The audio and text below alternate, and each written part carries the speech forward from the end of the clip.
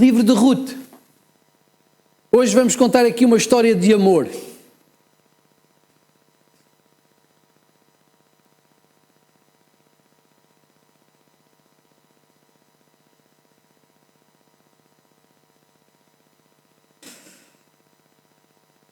Josué, Juízes, Ruth.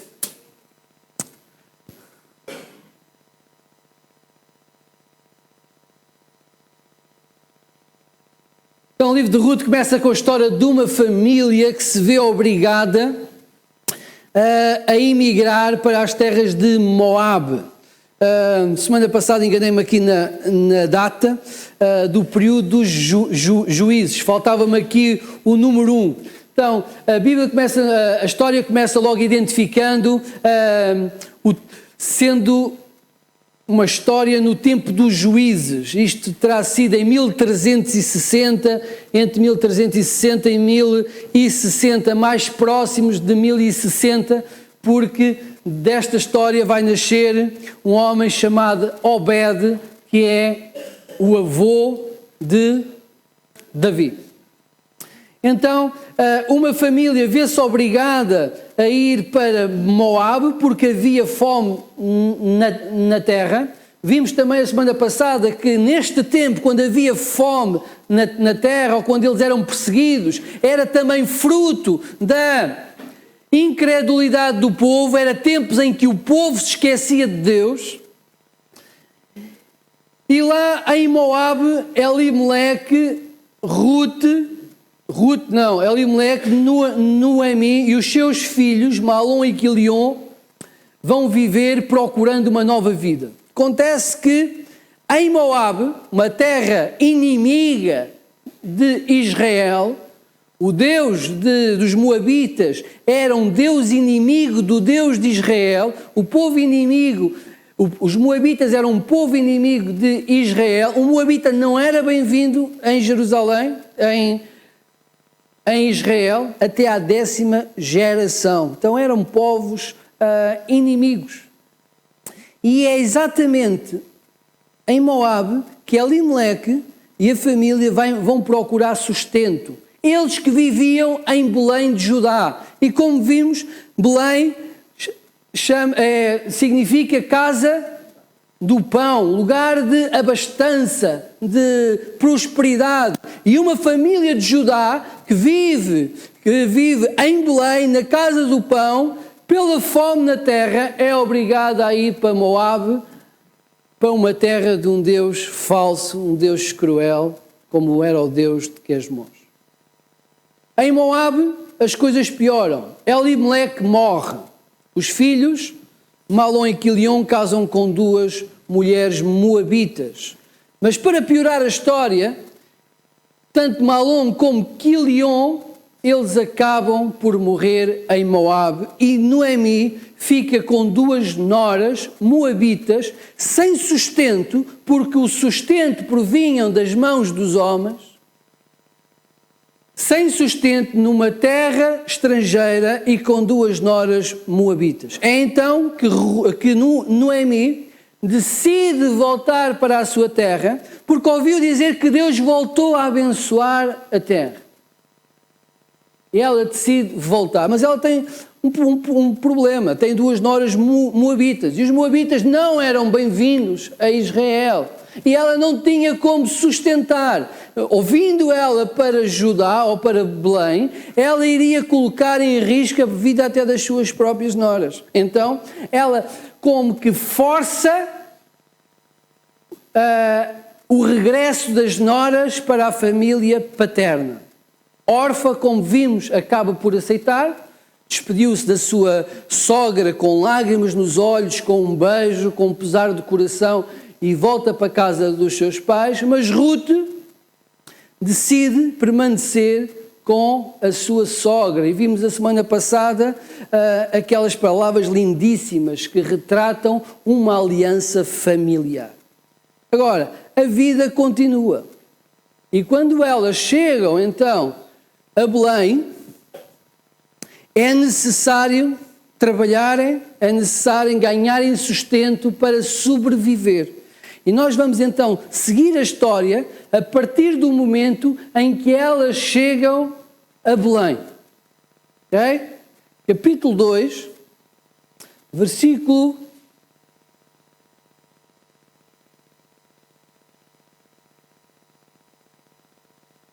1. Tinha Noemi um parente de seu marido, senhor de muitos bens da família de Elimeleque, o qual se chamava Boaz. Ruth, a moabita, disse a Noemi: deixa-me ir ao campo e apanharei espigas atrás daquele que me favorecer. Ela lhe disse: vai, minha filha. Então, chegam a Belém e é preciso comer. E para comer é preciso trabalhar. Havia em Israel uma lei, alguns chamam-lhe a lei dos respigos, que dizia o seguinte, que todo o campo onde houvesse colheita teria de deixar provisão para os mais pobres. Então, nos cantos dos terrenos não se colhia, e tudo o que os segadores ou os ceifeiros fossem apanhando e que deixassem cair ao chão, eles estavam proibidos de voltar a apanhar. Ou seja, se estivessem a apanhar uma espiga e a espiga caísse, eles tinham que deixar a espiga no chão para que os órfãos, as viúvas e os estrangeiros, aqueles que tinham uma situação financeira má, pudessem ter sustento. Então, ela diz: olha, está na hora de começar a trabalhar, deixa-me ir ao campo apanhar alguma coisa. E ela tinha em mente exatamente apanhar as espigas que sobravam da ceifa. Então, era uma maneira de Deus de Israel dar provisão a todas e qualquer pessoas. Ou seja, em Israel, ninguém que quisesse trabalhar passava fome. Mesmo sabendo que ela era uma moabita, Noemi acaba por permitir que ela o faça. Era uma necessidade de sustento. Também é interessante que Ruth sabia que, indo para o campo, que ela corria sérios riscos. Por ser estrangeira, ainda por cima por ser moabita, e por os campos estarem normalmente com muitos homens, havia um grande risco de ela ser violada. Ou melhor, era quase inevitável que isto viesse a acontecer. Mas mesmo assim, esta mulher, que tinha assumido uma aliança com a sua sogra, ela pede para ir trabalhar para o campo e vai então apanhar as espigas. Estávamos na altura das colheitas. No versículo 2, parte B, diz o seguinte: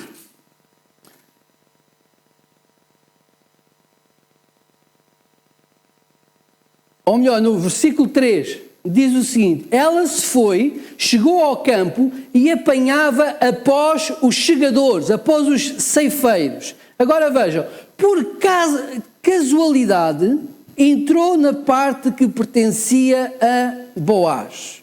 Por casualidade. Bem, casualidade na perspectiva de Ruth. Porque ela, quando foi para aquele campo, ela não sabia ao que ia. Ela viu um campo e entrou para apanhar espigas. Mas quando nós lemos o texto, nós percebemos que o Deus soberano estava a abençoar a vida desta mulher. A soberania de Deus transcende o nosso pensamento, aquilo que muitas vezes nós fazemos. Enquanto ela procura apenas umas espigas para sobreviver, Deus estava a cuidar da vida dela. Ruth vai colher espigas nos campos de Boaz. Nós podemos perceber algo importante para nós enquanto cristãos. Tinha morrido o marido dela, tinha deixado a casa dos seus pais, a sua terra, estava numa casa, num tempo novo, numa terra que não era a dela. o futuro nada aparentava, ou melhor, não aparentava ser bom. Ela estava a passar um dos momentos difíceis da sua vida. Não foi para aquilo que ela casou, mas aconteceu. Então, a vida de Ruth é uma vida negra nesta altura. Mas nós vemos uma coisa muito interessante, é que apesar de ela não ver a luz ao fundo do túnel, apesar de ela não ver a solução, Deus está a cuidar da solução dela.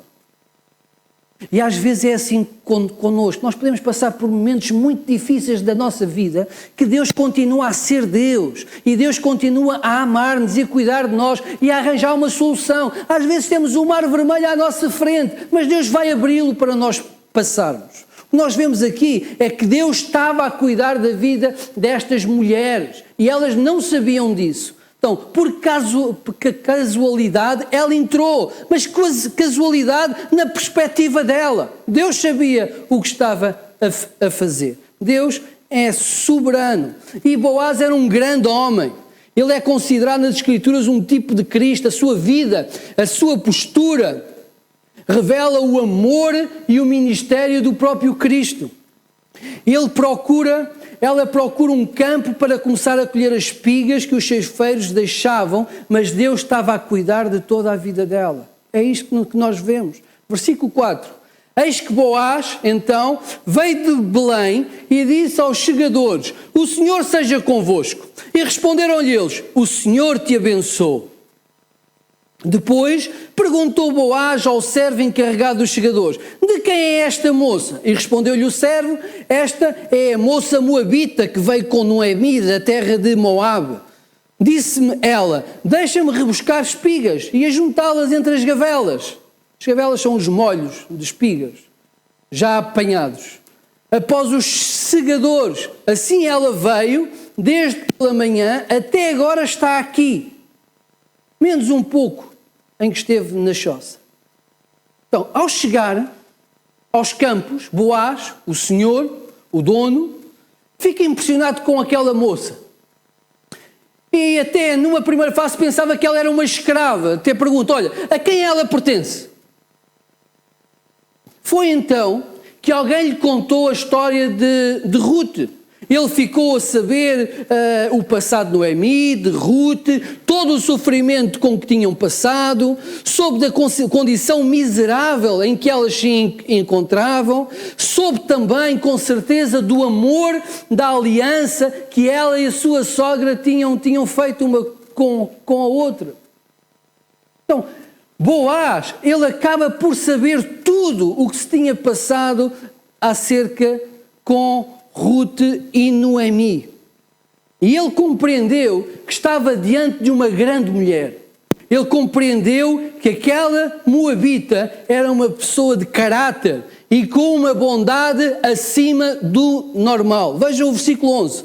E respondeu Boaz e lhe disse: bem me contaram tudo quando fizeste a tua sogra, depois da morte do teu marido, e como deixaste a teu pai e a tua mãe e a terra onde nasceste e vieste para um povo que de antes não conhecias. Boaz era um homem temente a Deus.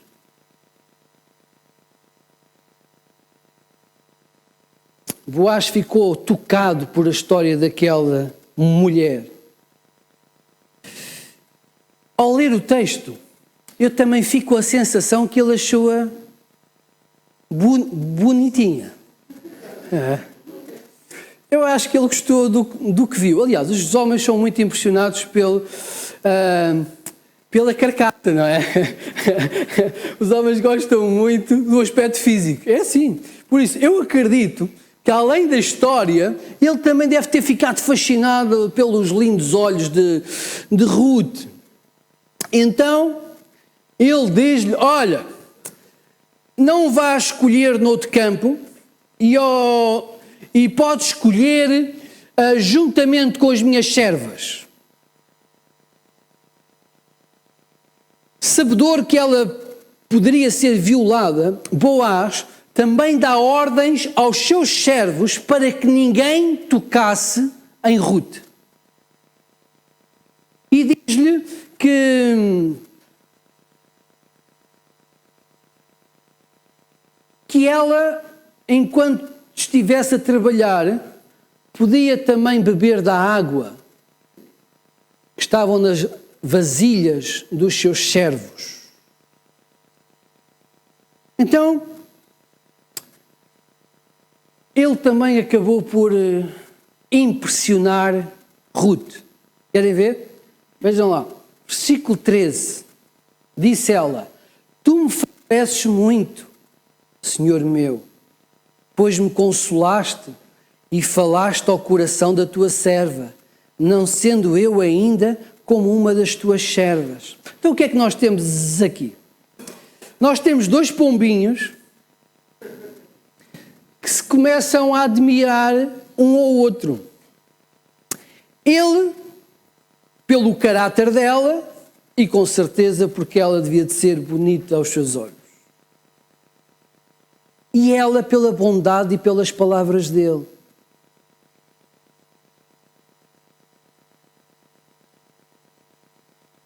Parece haver aqui uma química, uma atração, uma admiração. Eles foram atraídos pelo caráter um do outro. Eles sentiram admiração um pelo outro. Então, Boaz convida-a para almoçar.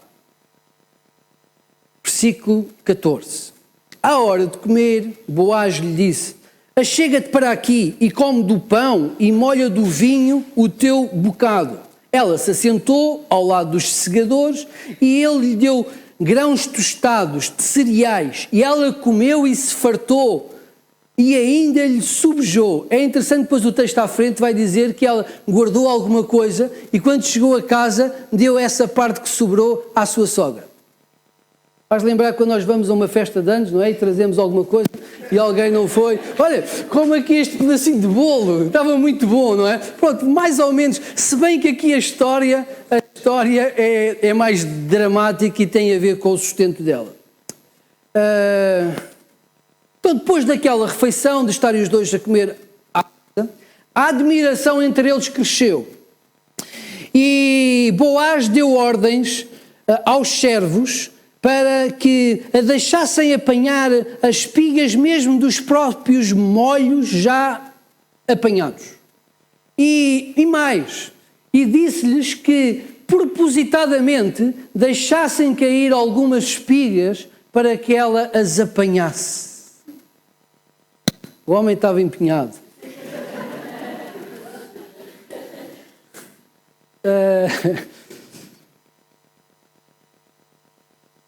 Se ela tivesse telemóvel, contava logo à sua sogra: olha, tenho uma coisa para te contar, olha, eu conheci um homem e tal.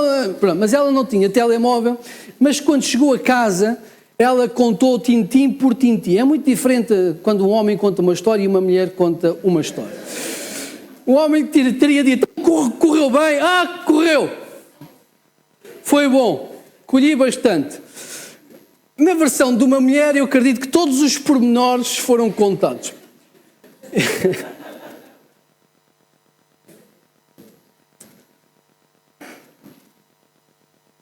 Ela chega a casa e conta então à sua sogra o que é que tinha acontecido.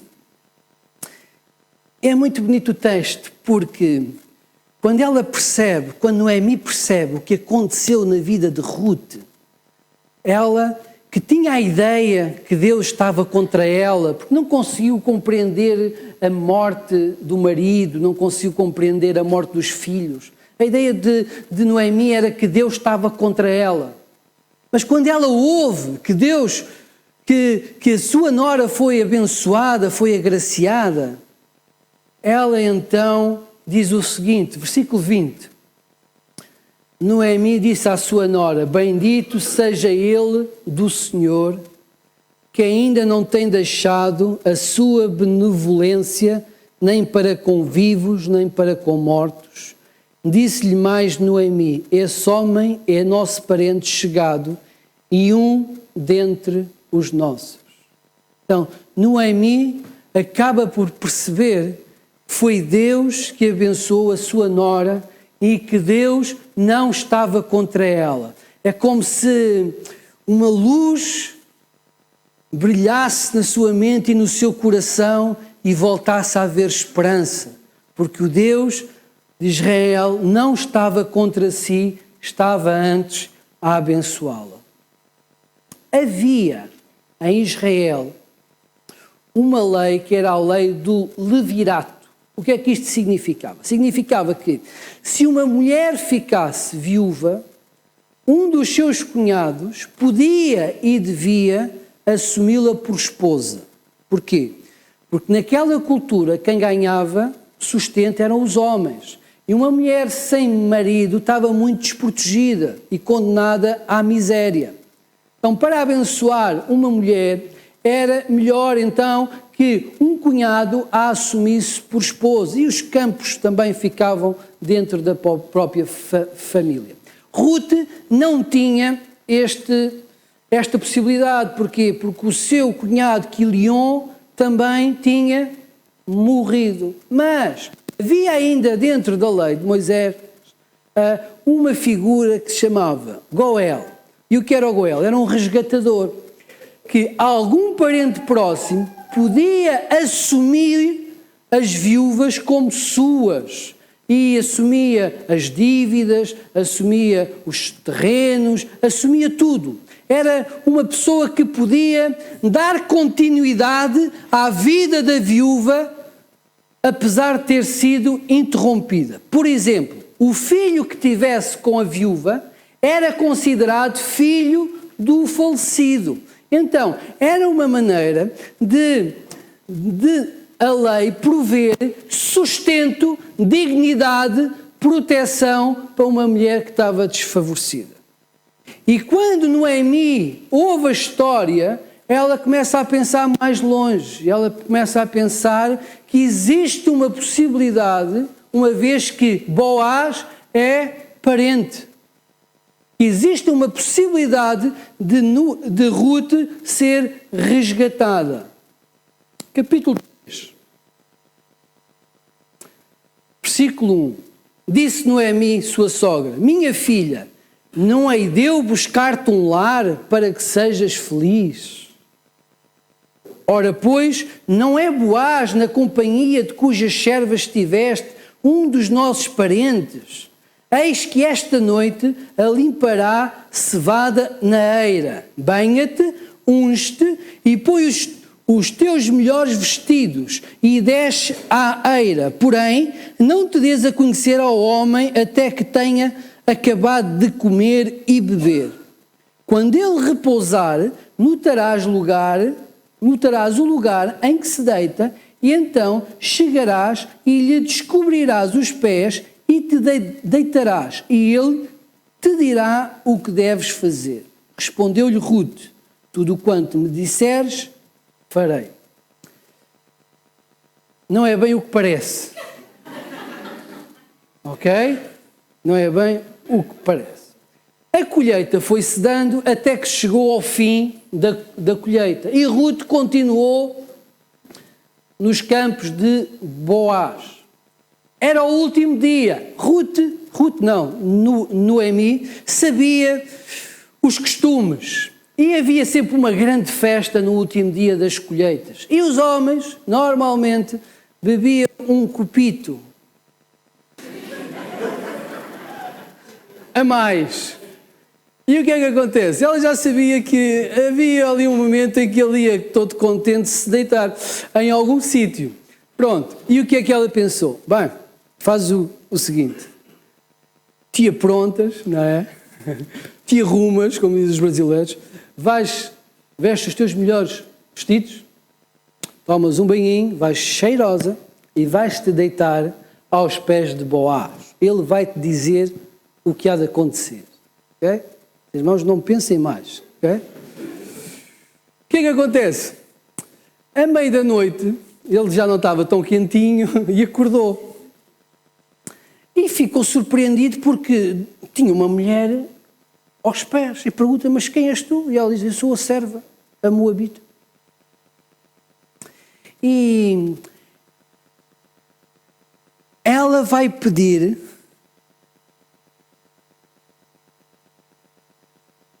versículo 8: se Sucedeu que pela noite, assustando-se o homem, sentou-se, e eis que uma mulher estava deitada aos seus pés.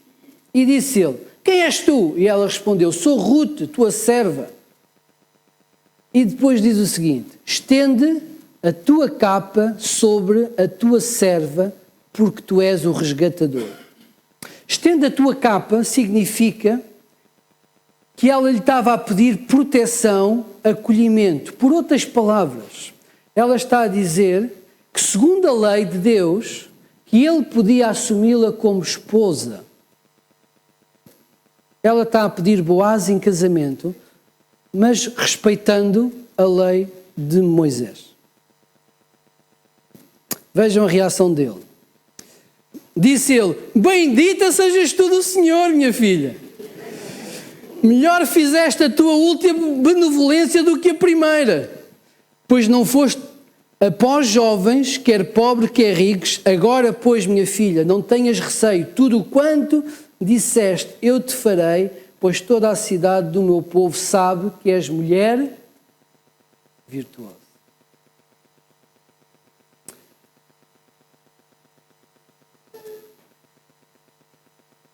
Os irmãos, sabe aquele momento em que descobriu que a sua cara metade afinal gostava de si? É? Em que o paraíso parece que vem à terra, não é? E nós levitamos, somos levezinhos, não é? E o coração bate depressa, depois já aquela coisa do primeiro beijo, com estrelinhas assim. Foi mais ou menos isso que aconteceu. Foi mais ou menos isso que aconteceu. Mas havia um problema, é que temos que abreviar a história. A história é fantástica. Havia um remidor mais próximo do que Boaz. E então ele, cumprindo a lei de Moisés, ele diz: olha, ainda há outro mais próximo do que eu. E se ele então não te remir, não te resgatar, eu falo-ei. E creio que entrou em campanha de oração e jejum.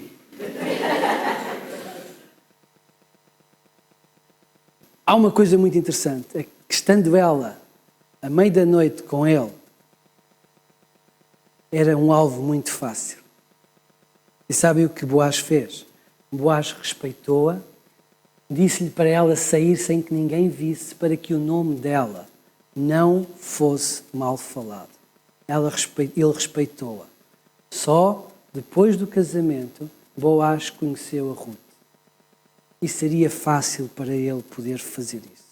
Ela estava numa condição muito frágil, pedindo que ele a assumisse como marido. Mas ele respeitou-a e respeitou a lei do Senhor Deus. Nesse próprio dia, ele estava à porta da cidade à espera que o tal remidor mais próximo, ou parente mais próximo, chegasse. Quando o viu, chamou 10 anciãos e perguntou: olha, tu queres remir Noemi? Há um terreno. E quando ele ouviu o terreno, disse logo que sim. Mas Boaz continuou: olha, mas não é só o terreno. Tu tens que assumir Noemi e Rute, e tens que casar com Rute, e o teu descendente não será teu, mas de Malom. Então ele disse: então eu não quero nada disso. Acho que ele teve medo de chegar a casa e que a mulher lhe o corrigisse. Não, o que a Bíblia diz é que ele não estava disposto a partilhar a sua herança com outra pessoa. E o que é que acontece? Então, Boaz assume o compromisso de ser marido de Rute em frente de todas as testemunhas. Versículo 9 do capítulo 4, vamos terminar. Então Boaz disse aos anciãos e a todo o povo: sois hoje testemunhas de que comprei da mão de Noemi tudo o que lhe pertencia a Elimeleque, a Quilion e a Malom. E também tomo por mulher Rute, a Moabita, que foi esposa de Malom, para suscitar o nome deste sob a sua herança, e que este nome não seja exterminado dentre os seus irmãos e da porta da sua cidade. Disto sois testemunhas. E aquele povo disse: somos testemunhas, e abençoou este novo casal. Então, gostava só de referir algumas coisas que eu acho que são importantes. Na história de amor de Boaz e Rute, ela começa com admiração mútua, com conhecimento. Ele fica a saber todo o percurso dela. Surge de uma amizade que foi crescendo, uma amizade que tinha altruísmo, com palavras edificantes e reconfortantes. Eu pergunto se os nossos casamentos, os nossos namoros, também têm palavras dessas, ou têm aquelas palavras torpes que apodrecem relacionamentos, que frustram pessoas. E quero perguntar àqueles que não têm ninguém, mas que procuram alguém com quem partilhar a vida, se consideram que este conhecimento, esta amizade, este altruísmo faz parte. É que muitas vezes eu vejo que os namoros dos dias de hoje são fruto de uma atração física. De uma atração física. E hoje, numa cultura que nós temos, que é sexual e muito física, os jovens começam a ter intimidade uns com os outros sem se conhecerem. E têm na mente uma ideia, de uma utopia. Ela é isto, mas não é nada, nem sequer conhece a pessoa. Mas já está aos beijos. Que há uns tempos estava a falar com um jovem e diz assim: olha, eu não sei se tenho ainda uma relação com ela, mas nós já demos uns amassos.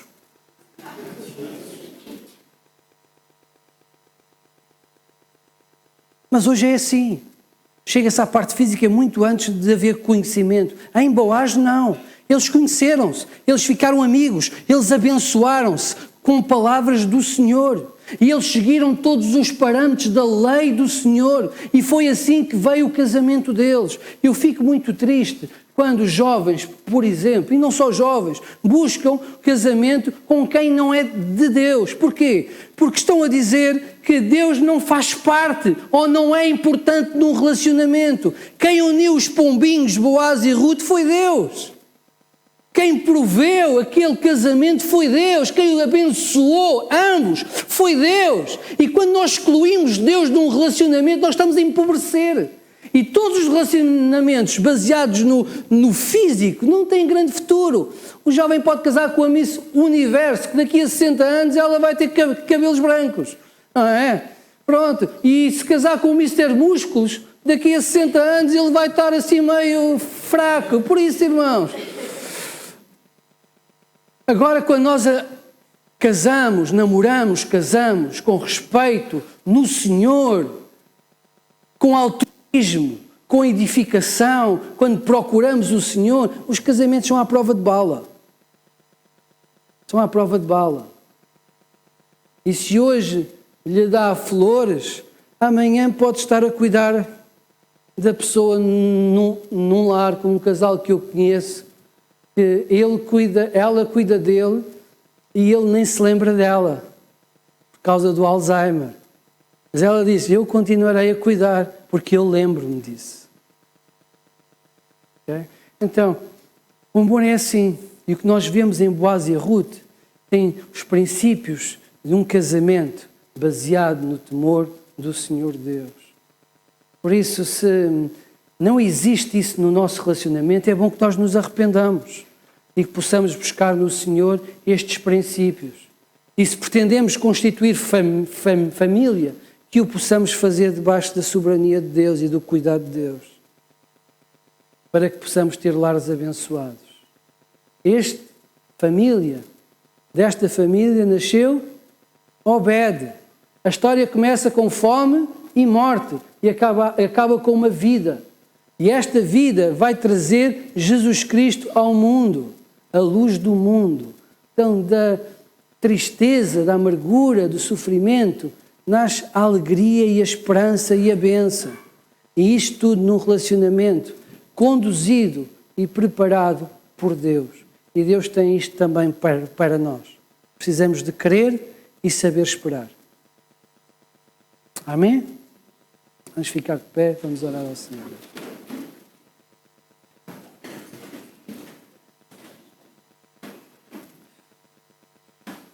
Senhor Deus, nós te louvamos pelo teu amor, porque tu providencias tudo aquilo que é necessário para o nosso bem, para a nossa felicidade. Tu, como um pai, sabes tudo o que nós precisamos. Foste com Ruth, foste com Boaz, tens sido também connosco. E eu te quero pedir, Senhor, que tu cuides de todos nós e daqueles que estão a pensar em construir família, que o façam na dependência do teu Santo Espírito, querendo-te honrar acima de todas as coisas, para que possam também ser felizes.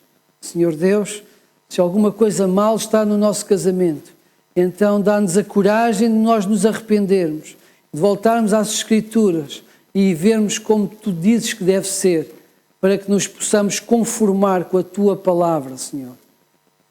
Para que Tu recebas glória e nós possamos viver em paz e em alegria.